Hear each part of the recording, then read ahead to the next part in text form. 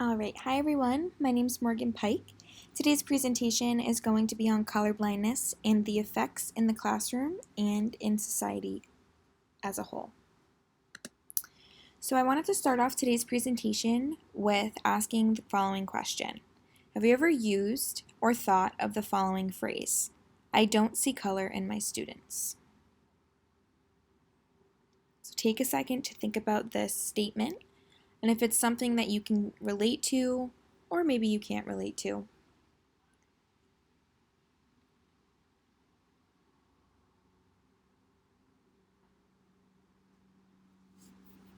All right, so just to kind of go over what we're going to be talking about today in this presentation, we're going to learn about the background information regarding color blindness. We're going to talk about why color blindness is an issue in education and in society. We're then going to test our level of color blindness. We're then going to dissect what that score means in terms of color blindness. We're going to learn about strategies to eliminate color blindness in the classroom, and then we're going to do some reflective practice on our own color blindness. So to start off, we're going to dive right into learning about color blindness. So we're going to watch about 5 minutes of a video on this topic.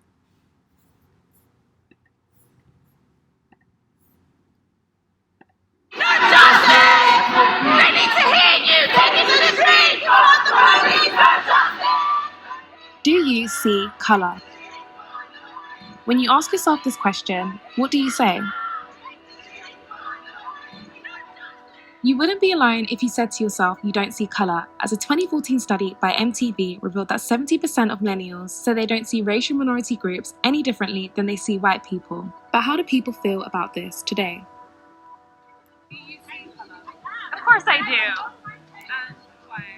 I don't understand people who say they don't see color, because first of all, like if we put the racism and oppression side of it like to the side, looking at someone, the first thing you see is their color. You got black people, you got your Hispanic people, you got your, what else? You got your Spanish people, you got you got loads of different people out here. Not everyone's right, so you kind of have to understand different ethnicities and different races.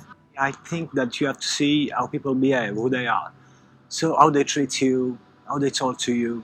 So that's why I don't see color. Honestly, I'm talking to you right now, I don't see any color. I mean, I'm seeing 3 girls talking to me. When people say that they don't see color, they're kind of lying in that sense, because it's kind of impossible not to.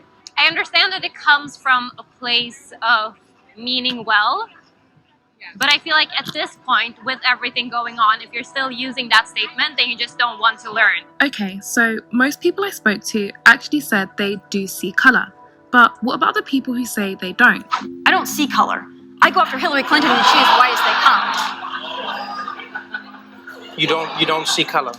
So what do you do at a traffic lights? My father, Donald Trump, is colorblind and gender neutral. I don't even see color. I didn't see color as a young boy, and I honestly don't see color now.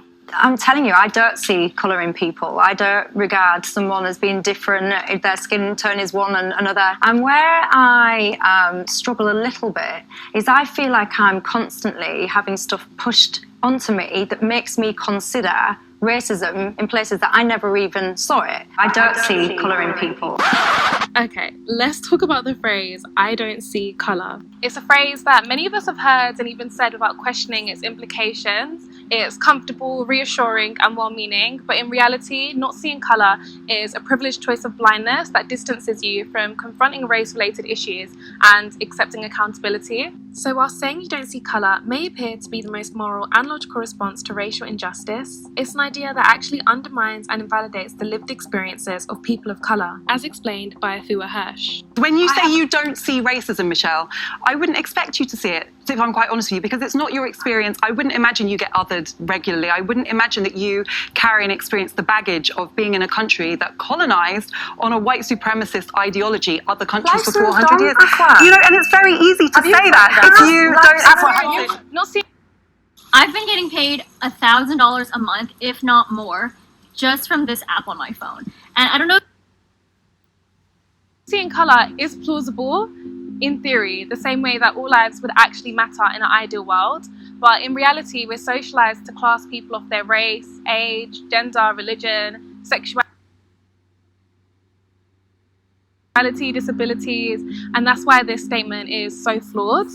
To be colourblind is to not listen to people of minorities who speak about their experiences. It's not enough to just not be racist.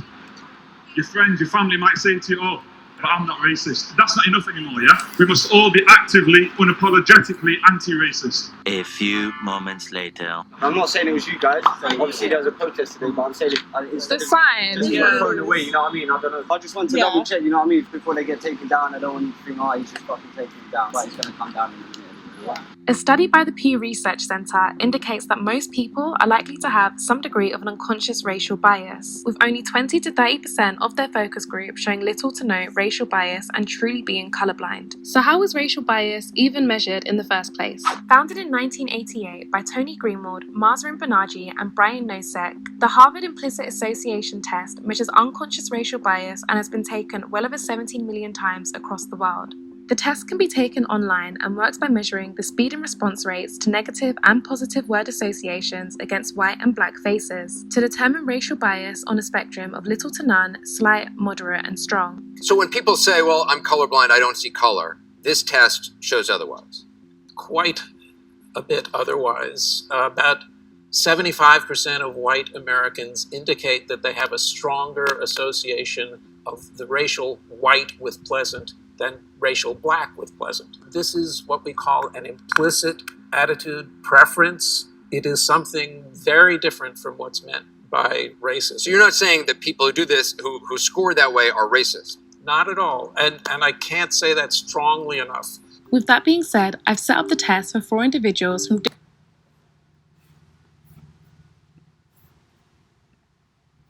Okay, so that gave us a little bit of insight on what colorblindness is and its effects on racial minorities across the country. So just to kind of go over this some more, colorblindness is defined as minimizing the use of a group's racial identity, suggesting the race does not have value or meaning. So a lot of the times people that have colorblindness tend to say that when they look at their students, they're looking at them as their students rather than looking at them in terms of what race they are part of, or they just don't see a difference in their students and because of their race. And like the video said, on the surface, this comes from a good place. However, making it seem like one's race is not meaningful is actually very impactful and hurtful towards groups that are othered a lot of the time. So why do white people think that using colorblindness is okay? So this was also spoken about a little bit in the video. So many white people believe that not acknowledging race is appropriate because it's resembling equality. So they believe that by saying that race and that color doesn't have any effect on them is putting those of other racial minorities that differ from white on the same playing field as them. So this is where, you could see a common phrase used like, I wouldn't treat any person that is a different color differently than I would treat a white person because there truly is no difference between the two. Or preventing any racial interactions for people is the same as not being racist. So in this case, by ignoring that race is present, it shows, or it sometimes validates white people in the sense that, oh, well, if I don't even talk about the race and I act as though it's not there, then I'm not being racist. Another reason is they believe that ignoring race is a form of politeness, and that they believe that minorities would much rather have their race deleted sort of from them or not seen or visible, because that's the polite thing to do. And deep down, if this is something that someone thinks, then that shows you that they have white privilege and that their whiteness is coming through because they believe that whites are the dominant group. And then the last one is that, especially in education, some teachers believe that being colorblind and not seeing race creates a racially safe space for their students. So some of the major implications of colorblindness are as follows. So if you in a classroom or in society as a whole, if you are colorblind and you don't see race, it reduces the sensitivity to racism. It creates assumptions that white people and people of color have the same opportunities. And it also denies the differences between races, which is equal to forgetting about racial history that still stands today, and it still affects many racial minorities. So these are all big major implications of colorblindness, because it's really just dumbing down or making race feel not important in society. And if things were reversed and this was done to white people, there would be a completely different reaction. But because we all live in a white society, many white people just believe that the culture and the way that things are run should be done in a white dominating way. Because if whites were ever had their culture be threatened in saying that they were ignoring that someone was white, I think things would take a little bit different of a turn. So what we're going to do now is we're going to test our colorblindness using the implicit association test that was mentioned in that video. So we're going to click here to take that test. So this website is called Project Implicit. What we're going to do is we're just going to click Take a Test. We are going to wish to proceed, and then we are going to be focusing on the race IAT. So we click that, and it says, welcome, you have selected the race task. In this study, you will complete an implicit association test in which you will be asked to sort pictures and words into groups as fast as you can. In addition to the IAT, there are some questions about your beliefs, attitudes, and opinions in which some standard demographic questions. This study should take about 10 minutes to complete. At the end, you will receive your IAT result along with information about what it means. So I'm going to hit continue, and here I'd like you all to pull this up as well, and so you can be able to go through it. I will go through with some randomized answers here so we can sort of go through it together, and then I will submit the PDF that allows you to click on the links and go through this yourself if you would like to see. So I'm just going to see September.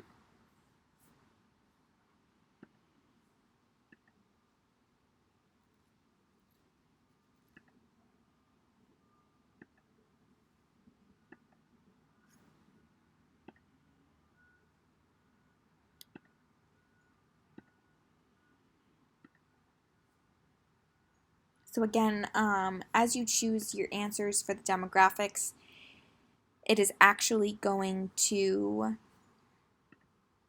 prompt you with different questions as we get through the demographics. So depending on who you are and what you select, you'll get some different questions as you begin the test. Again, I'm just randomizing what I'm picking here.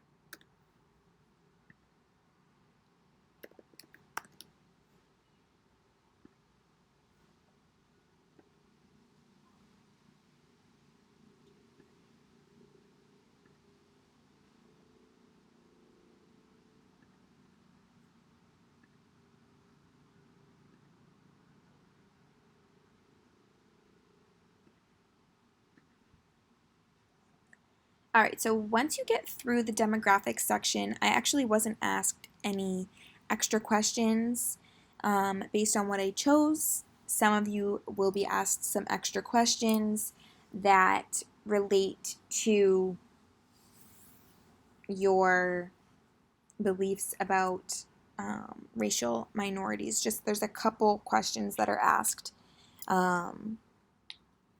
So when you get to the actual test piece, like we're at right here, you're going to be using the letters E and I on your computer to categorize items into groups as fast as you can.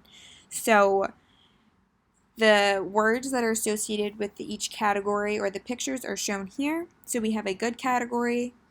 The words that go with those are attractive, smiling, glad, cheer, delightful, enjoy, delight, or glorious. And then bad, abuse, dirty, detest, gross, sick, evil, horrible, humiliate. And then these are pictures of African Americans. And then these are pictures of European Americans. So there's 7 parts to this. So I will go through each of those. And I'll show you what happens if you get one wrong. And if you get one right, nothing shows up on the screen. So we have a left finger on the E key. And then we have our right finger on the I key. So I'm going to hit the space bar because I'm ready to go. And here what I'm doing is E is for European Americans and I is for African Americans.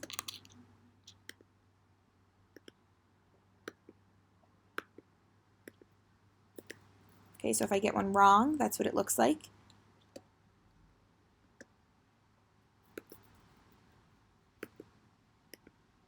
So I'm just going through. I'm hitting E for European Americans and I for African Americans. Whoops.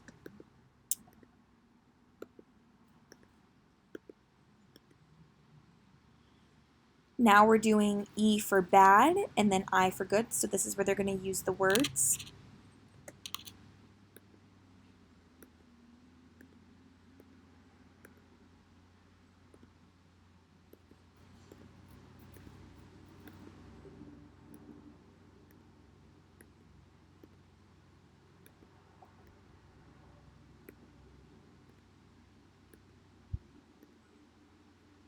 Now we are grouping bad or European Americans for E, and then good is for, I is for good or African Americans.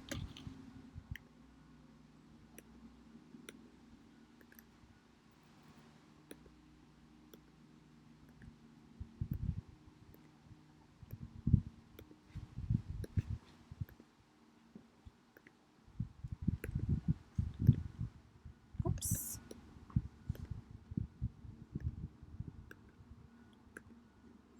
Okay, and then we're doing the same thing again.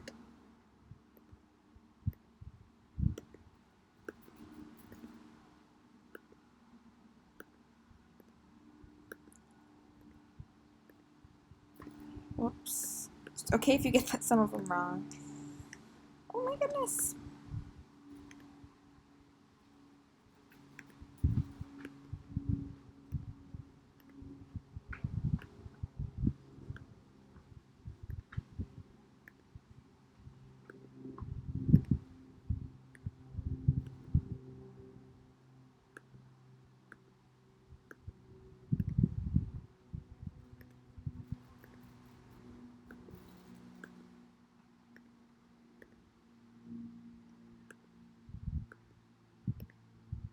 Okay, so now they switched it. So African Americans is now the E key, and then European Americans is the I key.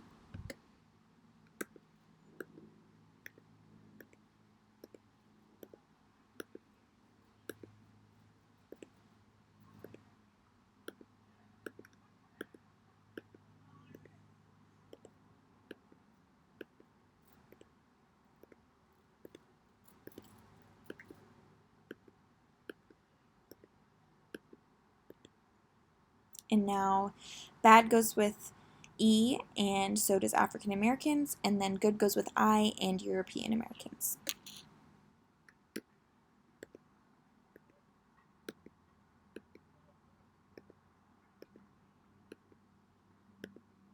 Whoops.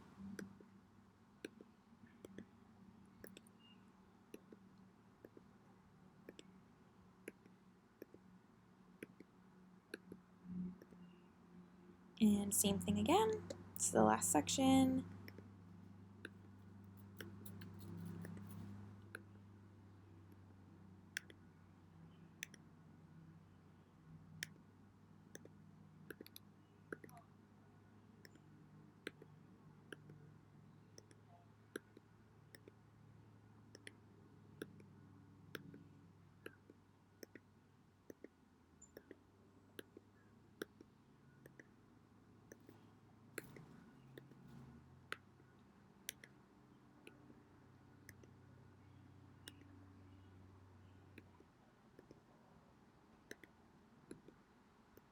Whoops.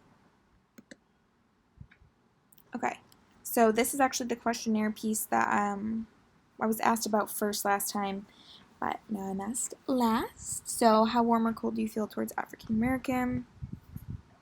Click that. How cold do you feel towards European Americans? We'll just randomly click that. Which statement best describes you? We'll go here.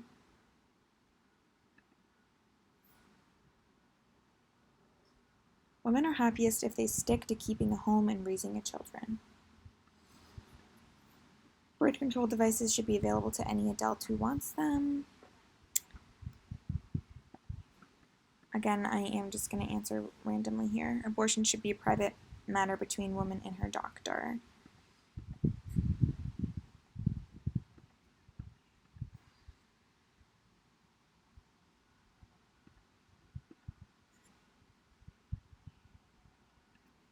Just going to do random.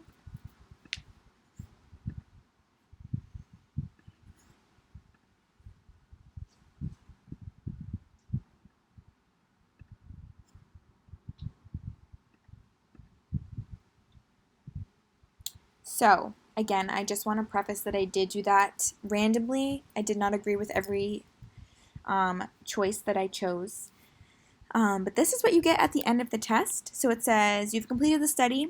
During the implicit association test you just completed, your responses suggested a moderate automatic preference, okay, for European over African Americans. Sorry, European Americans over African Americans. So, they talk about here what these scores mean. So it says the IAT measures association between concepts and evaluations. People are quicker to respond when items that are more closely related in their mind share the same button. For example, an implicit preference for European Americans relative to African Americans means that you are faster to sort words when European Americans and good share a button relative to when African Americans and good share a button. So I'm going to go back to this and just going to get this to be in full screen. So understanding your score. So what we were just given here was we had moderate automatic preference to European American compared to African American. So here, based on what we chose and how quickly we responded, we are part of the 27% of respondents that took the implicit association test. So when you take this implicit association test on your own, you can come back to this slide and you can compare your score based on the following chart, and you can see how closely you fall or how far you fall from the majority of people who have taken this test. So the left side over here is in preference for European Americans compared to African Americans, and then this right side is the opposite, the preference for African Americans compared to European Americans. So we can already see based on the percentages, there's a higher percent of people over here. So there is at least a good chunk of people who take these tests who have a higher preference for European Americans, and over here we have 7 or less percent that are show preference for African Americans and compared to European Americans. So obviously, if you think that you don't use color blindness or you don't have some type of implicit association with people's race.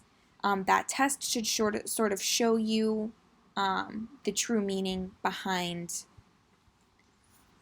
your implicit feelings towards people with different racial identities than you. So overall here we want to talk about what can we do to reduce color blindness. So in our classrooms, we are going to be exposed to different racial minorities. Depending on where we're teaching, it is bound to happen, which is an amazing opportunity. And I think that that is the first thing that we need to approach situations where we are going to be teaching students that are of different racial minorities. So the first thing is to open your mind to be able to learn about your whiteness and that racism is still present in society in our class and in our classrooms. So opening your mind has been something we have done in this course in being able to really do some self-reflection on how we have white privilege in society and even in education. So I think that that is the first step, is to being able to learn about how being a part of a white culture is affecting those around you and members of your classroom. The second thing is being willing to learn about your students' racial backgrounds so that you're able to connect with them and understand them. So it doesn't just come right from trying to eliminate color blindness. You can't just say, okay, I see race. So I have students that are African American. I have Hispanic students in my classroom. All right, I know that. It comes about, you need to come with terms with wanting to learn about these different racial identities that your students have. And by doing this and learning about them and learning about their culture, it's going to show you what they need from you as an educator in the classroom. And it really does differ depending on what racial identity they are a part of. The next thing is being comfortable with discussing race with your students. So many students do know that race is a thing and that it does exist and that there's still issues of race in today's society. So even if you have a predominantly white classroom, it's still so important to talk about these issues because we all at some point in our lives are going to be surrounded with some type of racially different group that we aren't extremely comfortable with. Whether that is a Hispanic student being uncomfortable around white students or vice versa. So it's important to become comfortable with race so that you can have discussions about race in your classroom. And it's also important that you allow your students to converse in topics around race, because this is how our students are going to learn about others' cultures and learn about how to communicate with one another and how they can learn from one another and how they can overall become successful in society in terms of treating others with respect in terms of race. And the last one is acknowledging race and color in your classroom. If a comment about race is made, use that as an opportunity to speak about race. So by doing this, it is a way to validate your students' feelings in that their racial identity is important. And by silencing them, which I have done, many people that have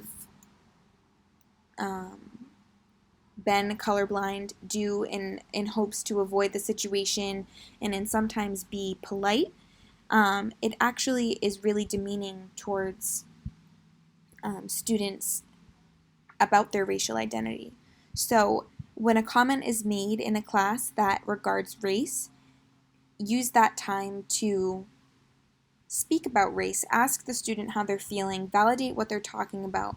What they have to say is important, and their whole lives they've been silenced about their race, and it's so important to show them as their educator that you care and you want to learn more.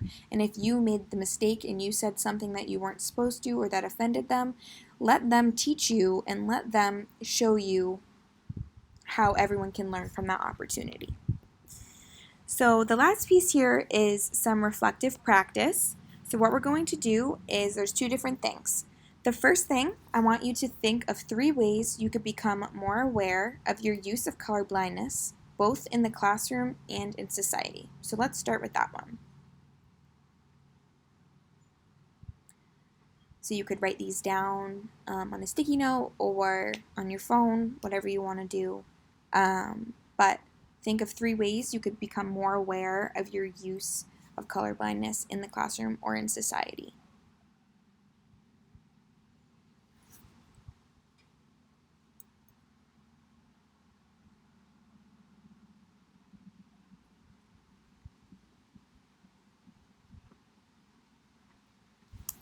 All right. The second thing is I want you to reflect on how your colorblindness has affected your students. So if you can't remember a time where you did use colorblindness, think about hypothetically, if you were to use colorblindness in your classroom, what is that going to do for your student? It could be in terms of self-esteem, confidence, anything like that. So just take a second to think about that question.